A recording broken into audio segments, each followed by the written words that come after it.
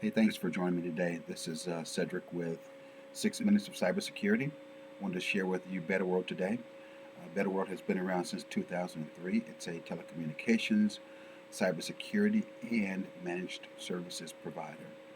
We've been helping customers out for a very long time, and we'd like to take some time to share a story with you that will hopefully help you out as well.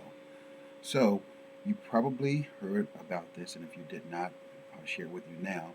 Back in March of 2018, the city of Atlanta was hit with a cyber attack. There was a malware, specifically ransomware called SamSam, that was delivered on its networks. It tied up a lot of the services. The good thing was that police, fire, and those really critical services were not affected, as well as the airport was not affected also. But um, the services that were affected, for instance, with the court system, people who were due for a court date, but they were not in custody. All those court dates got pushed. People were filling out things in the office by hand versus, of course, not being able to use their computer.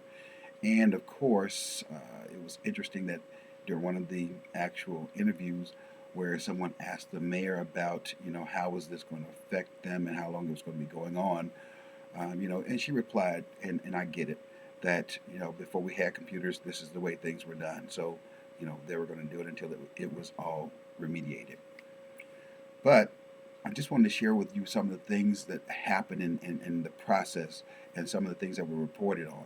So if you look in the news, um, the attack was, they were hit with the attack in March of 2018, and it was going to cost them about six bitcoins, or roughly $52,000 in currency, in American dollars.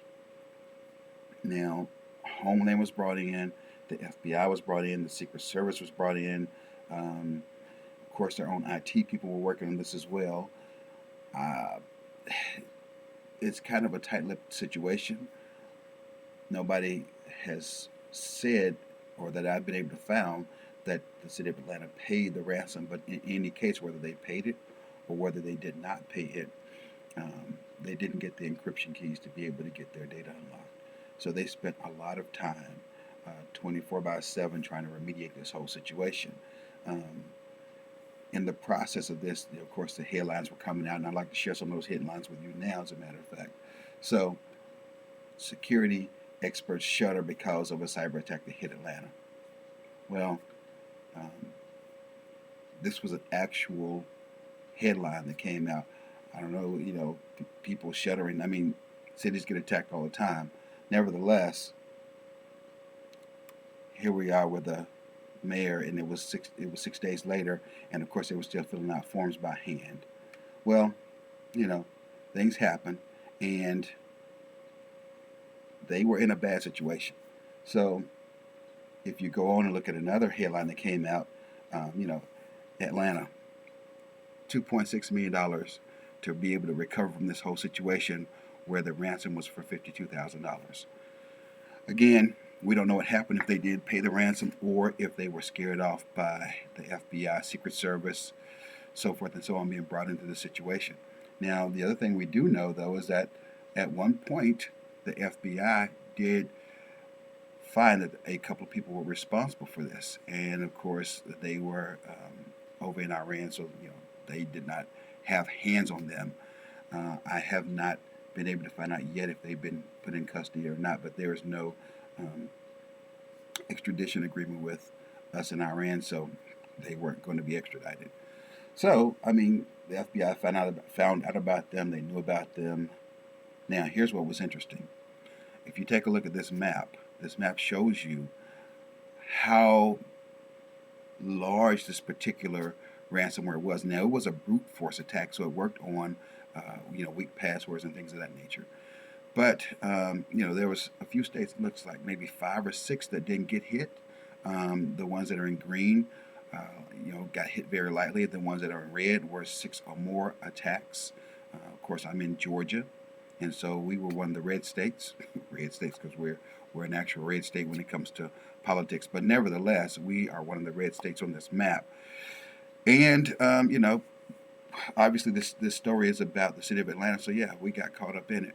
And but I want to share with you this as well. So, um, the story thus far.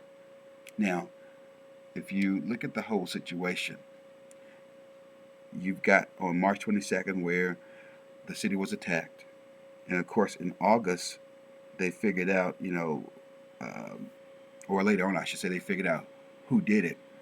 But in August, an actual internal memo got circulated, and it said that the actual cost to the city was going to be roughly $17 million. And we go from $52,000 to a total cost of $17 million.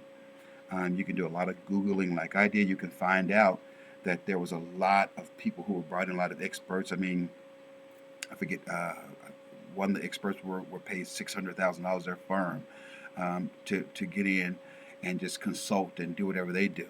There was a lot that was going on. So on November 28th, the federal authorities announced that they had some suspects that they were after. Now here's the thing, right? Over 200 victims were hit by this, from uh, businesses to hospitals to government agencies. The thing that they all had in common was that they had uh, weak security. So that's why they were able to use a brute force attack to be able to get in. Now, you can go in and do a lot of research, and you'll find uh, a lot more answers to this particular situation. But there was a lot that was going on, and a lot of people got hurt by the situation. Obviously, it cost the city a lot of money. Whether it was $52,000 or whether it was $17 million total, it was a lot of money. And there are ways that they could have protected themselves. Now, I want to share with you today some of those ways that you can protect yourself, and I want to share with you how we do it at BetterWorld.